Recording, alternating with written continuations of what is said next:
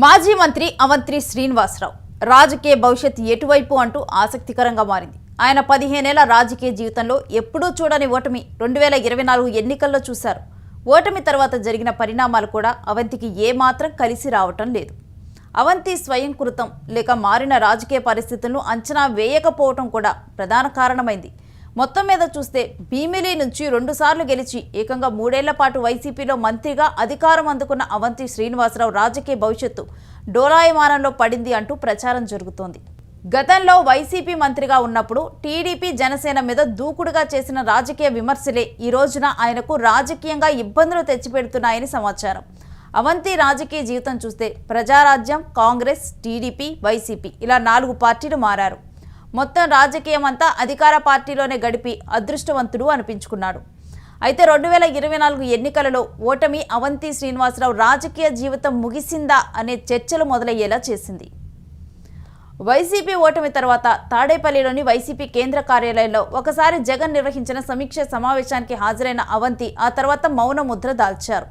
ఇక 2024 డిసెంబర్లో ఏకంగా పార్టీకే గుడ్ బై చెప్పారు. అప్పట్లో ఆయన జగన్ మీద విమర్శలు చేసి కూటమి పాలన బేష్ అని పొగిడారు. దాంతో ఆయన కూటమి వైపే అన్న సంకేతాలతో పాటు అనుచరులను అందరినీ కూటమిలోకి పంపించారు. కానీ ఏడాదికి దగ్గర అవుతున్న ఆయనకు కూటమి పాలన నుంచి కానీ కూటమి పార్టీ నుంచి కానీ పిలుపు రాలేదని అంటున్నారు. విశాఖ మేయర్ పదవి కూటమికి దక్కటంతో ఇక మాజీ మంత్రి అవంతి శ్రీనివాస్ కుమార్తె 6వ ward GVMC corporator Lakshmi Priyanka కీలక పాత్ర పోషించారు. ఆమె వేసిన ఓటుతోనే మేయర్ పీఠం కూటమి ఖాతాలోకి చేరిపోయింది. టీడీపీలో చేరాలనే అవంతి పెద్ద ప్రయత్నం చేశారు అని ప్రచారంలో ఉంది. అందుకోసం ఆయన వైసీపీ మేయర్ మీద అవిశ్వాసానికి కార్పొరేటర్ అయిన తన కుమార్తె చేత వ్యతిరేకంగా ఓటు చేయించి టీడీపీ మేయర్ గద్దెనెక్కాడనే కారణమయ్యారు. ఇక దాంతో అవంతి శ్రీనివాసరావు సైకిల్ ఎక్కేస్తారు అని ప్రచారం జరిగింది. కానీ అదేమీ లేకుండా పోయింది. ఆయన రాకను భీమిలి ఎమ్మెల్యే గంటా శ్రీనివాస్ అడ్డుకుంటున్నారు అని అంటున్నారు. అంతేకాదు అధినాయకత్వం కూడా ఆయన విషయంలో పెద్దగా ఆసక్తిని చూపించడం లేదు అంటున్నారు. జనసేనలో చేరాలని అవంతి శ్రీనివాస్ ప్రయత్నించిన పవన్ కళ్యాణ్ నుంచి గ్రీన్ సిగ్నల్ రాలేదని సమాచారం. అవంతి శ్రీనివాసరావు ప్రజారాజ్యం నుంచే రాజకీయంగా అరంగేట్రం చేశారు. అయితే గతంలో వేరు పార్టీల్లో చేరిన ఆయన జనసేన వైపు చూడలేదని జనసేన అధినాయకత్వానికి ఆగ్రహం ఉంది.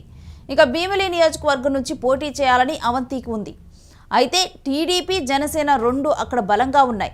ఈ నియోజకవర్గం 2గా మారితే చెరో సీటును పంచుకుంటాయని అంటున్నారు. దాంతో అవంతికి ఛాన్స్ ఇచ్చే అవకాశం లేదని చెబుతున్నారు. మొత్తం మీద చూస్తే అవంతి రాజకీయం మాత్రం అయోమయంగా నడుస్తుందనే ప్రచారం ఉంది.